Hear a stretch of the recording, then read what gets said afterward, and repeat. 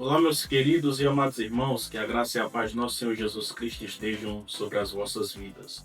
Que bom tê-lo mais uma vez aqui para juntos estudarmos um pouco mais sobre a palavra de Deus na lição da Escola Bíblica Dominical. Muito prazer, eu sou o professor Wilson e este é o nosso canal. Amém?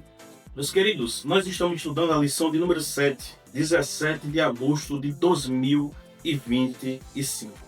Tem como título uma igreja que não teme a perseguição. Sabemos que a igreja ela sempre passará por perseguições, porém a igreja primitiva ela não temeu as perseguições, assim também devemos nós não temermos as perseguições. E gostaria de lembrar a todos que nós estamos postando tópico por tópico e no final das postagens dos tópicos nós colocamos a aula completa da Escola Bíblica Dominical. Então, se você ainda não assistiu o primeiro tópico, a videoaula do primeiro tópico, volta lá, assiste o primeiro tópico e vem para este, que hoje nós vamos estudar o segundo tópico, que nos diz a igreja protegida.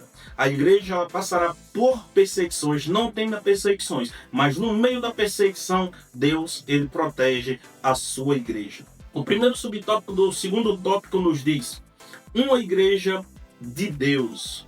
Lucas destaca que em meio à perseguição, Deus provê livramento para os apóstolos, em Atos capítulo 5, versículo de número 19.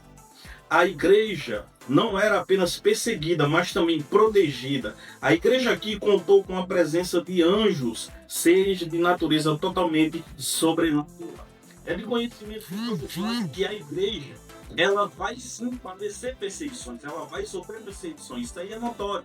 A igreja ela foi fundada por perseguições, o próprio Cristo ele sofreu perseguições.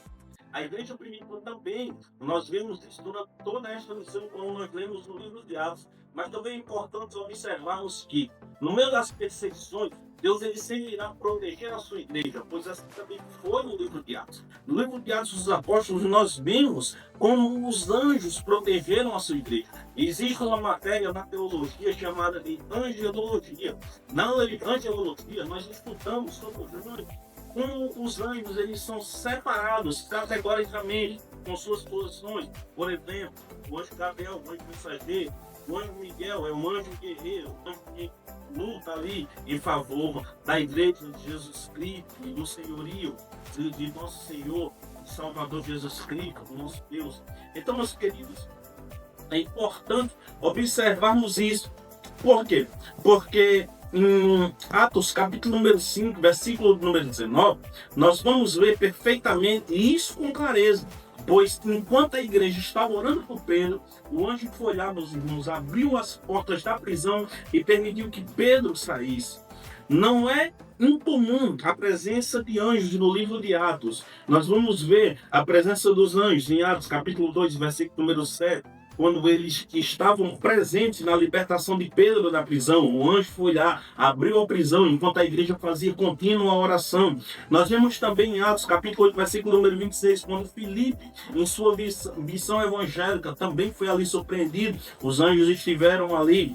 Nós vamos ver também em Atos, capítulo 10, versículo de número 3, quando na missão, na casa do centurião romano, em Cornélio, também estava ali presente. E com o apóstolo Paulo, no alto mar, em Atos capítulo 27, versículo do número 26, 23 e 24. A Bíblia diz que eles estão a serviço daqueles que irão herdar a salvação. Hebreus capítulo 1 e versículo de número 14. Nos conta o apóstolo Paulo, escrevendo a carta aos Hebreus, ele diz que os anjos estão ao favor da igreja do Senhor. Que os anjos estão ao favor daqueles que hão de herdar a salvação. Por quê, meus irmãos? Porque nós necessitamos da proteção dos anjos. Enquanto nós estivermos aqui na terra, nós iremos padecer perseguições, nós iremos sofrer perseguições, e o Espírito Santo nos dá esta graça para que nós venhamos suportar as perseguições e as lutas, mas também nós temos a proteção dos anjos do Senhor. E esta proteção, meus irmãos, também nos traz livramentos. Livramento esses que muitas das vezes nós não observamos. A Bíblia, o salmista Davi, ele vai dizer que o anjo do Senhor acampa-se ao redor daquele que o teme e os livra. Então, meus irmãos, nós vemos que a Bíblia ela deixa claro sobre isso, que nós temos proteção dos anjos de Deus. Nós vemos muito ouvimos falar desde criancinha que Deus ele envia o anjo da guarda. Não existe anjo da guarda, meu irmão. Existe o anjo protetor, aquele que nos protege. É bem verdade que para ele nos proteger nós temos que estar na posição de servo, na posição de crente. Você vai ver que quando os anjos ele abriram as portas da prisão para Pedro, a igreja estava orando por ele e Pedro estava confiando, estava dormindo tranquilamente, sentenciado, meus irmãos, tendo ciência de que talvez ele fosse, talvez até sentenciado à morte, mas estava dormindo, tendo a certeza de que Deus iria livrar. E o anjo foi lá e abriu as portas do cárcere. Então nós vemos no livro de Atos dos Apóstolos, também chamado como Atos do Espírito Santo, que a presença dos anjos se faz notória em todo o livro. Meus amados, meus queridos, o segundo subtópico do segundo tópico que nós estamos falando sobre a igreja protegida, no segundo subtópico nos diz a intercessão da igreja. Meus amados, se você ainda não foi inscrito no canal, não se esqueça de se inscrever, deixe o seu like, coloque aí os seus comentários o que você tem achado da nossa escola bíblica dominical aqui, dos nossos ensinamentos, amém? Bom, a igreja, ela intercede. Em Atos capítulo 12, versículo número 5, diz que a igreja fazia contínua oração por Pedro. Observe que a igreja, ela também fazia o seu papel. A igreja, ela apenas não cria, mas ela também fazia o seu papel, o seu dever, que era orar. Enquanto Pedro estava preso, a igreja estava orando por Pedro. O mesmo texto bíblico que mostra o anjo no cenário da libertação de Pedro, também revela a igreja como um agente ativo nesta libertação. Olha só que interessante, meus irmãos, e é muito importante nós observarmos este detalhe. Enquanto nós vemos que o anjo foi lá, abriu a porta das prisões, a igreja também ela estava em atividade. E que atividade era esta, meus irmãos? Orar. A igreja, ela não tem que apenas ficar na sua posição de crença. Claro que ela tem que crer sim, mas também ela tem que ter atitude e ação. Esta atitude e esta ação vai resultar na libertação. Por que é que muitas pessoas hoje são protegidas e livradas de todo o mal? Porque elas têm a sua ação, a sua atitude de oração. E esta oração, ela resulta na sua proteção e muitas das vezes também na libertação. Então, meus irmãos, é importante observarmos com riqueza de detalhes que a igreja também, ela foi um agente ativo nesta libertação. É por isso, irmãos, que não devemos apenas orar por nós próprios, por nós mesmos, mas também orar pelos nossos irmãos, orar por aqueles que necessitam, porque enquanto nós estamos em oração, Deus envia um anjo. Ou senão Deus ele vai lá, abre as portas da prisão, traz a libertação para aquela vida. Não se esqueça de orar. Não teria sentido Lucas destacar o papel da igreja, intercedendo por Pedro, se isso não tivesse nenhuma relevância. Isso aí é uma verdade. Não faria sentido nenhum. Lucas, como um escritor, escrevendo o livro de Atos dos Apóstolos e apresentar o tal acontecimento sem apresentar primeiro a intercessão da igreja, a atitude da igreja, porque a Bíblia nos diz que o que foi escrito, divinamente foi escrito, inspirado para a nossa edificação. Então, não teria sentido nenhum se Lucas não tivesse apresentado a igreja fazendo oração. Por quê? Porque quando Lucas apresenta a igreja orando por Pedro, Lucas está dizendo para nós, olha, para a nossa igreja nos dias atuais, vocês têm que crer, mas também vocês têm que agir, vocês têm que ter atitude. E esta atitude, esta ação, ela também está baseada em oração, não só na crença. Existem muitas pessoas, meus irmãos, quando você vai pregar para ela, e principalmente as pessoas que estão no mundo, elas dizem, eu creio, mas a verdade é que elas não fazem nada mediante essa sua crença, essa sua fé. Não adianta ter fé, meus irmãos, se não tem ação. E nós vemos que quando o novo convertido, ele usa a fé, toma a atitude, a decisão de se render aos pés do Senhor, você vê quantas bênçãos acontecem na vida deste novo convertido. Não é verdade, meus queridos? Então é evidente que Deus é soberano e age como quer e quando quer. A morte de Tiago, irmão de João, é mencionada anteriormente e não temos nenhuma explicação do texto bíblico do porquê Tiago não foi libertado em Atos capítulo 2, versículo 2. Atos capítulo 12, versículo 2. Contudo, este evento certamente causou um impacto na igreja, levando-a a orar ainda mais fervorosamente por Pedro. Deus respondeu à oração da igreja e libertou a Pedro. Olha só, irmãos, como é interessante isso aqui. Por quê? Porque a Bíblia ela não menciona, ela menciona a morte de Tiago, que Tiago foi morto por Herodes ao fio da espada. Mas a Bíblia ela não menciona nenhuma atitude da igreja. A Bíblia ela não diz que a igreja estava orando. A Bíblia ela não diz que os irmãos estavam reunidos na casa de Maria, na casa de Marta, na casa, onde quer que estivesse, em oração por Tiago. Mas nós vamos ver que quando Pedro ele foi preso, a igreja se reuniu e estavam em oração, uma oração fervorosa, crendo que Deus iria livrar. Então vem aprender aqui algo muito importante com esta lição, com esta passagem bíblica para as nossas vidas nos dias atuais. Por quê? Porque Deus não livrou Tiago.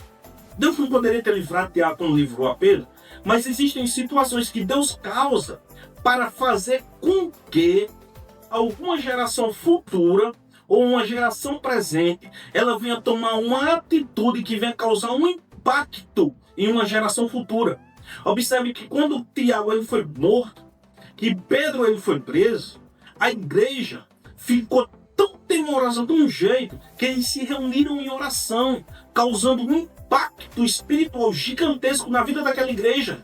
Então nós vemos a oração e a ação. E a ação, resumida, a oração, houve a libertação. Fui poético agora, meus irmãos. Houve a libertação de Pedro. Então entenda uma coisa, existem coisas que acontecem nas nossas vidas para que venha nos colocar em uma posição, e essa posição que venha nos colocar, ela vai resultar em uma edificação futura. Porque quando Tiago foi preso, que a igreja começou a orar, Deus liberta Pedro da prisão e nós vemos hoje este exemplo para nós. Qual é o exemplo, irmão Wilson? O exemplo de que a igreja ela tem que estar em contínua oração.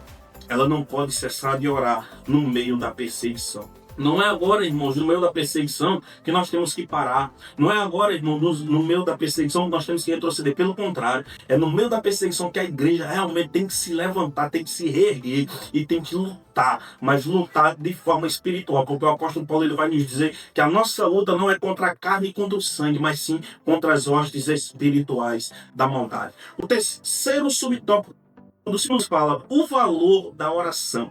Esta passagem bíblica, assim como muitas outras, mostra o grande valor da oração. Enquanto os cristãos oravam, o lugar em que estavam tremeu. Atos capítulo 4, versículo 31.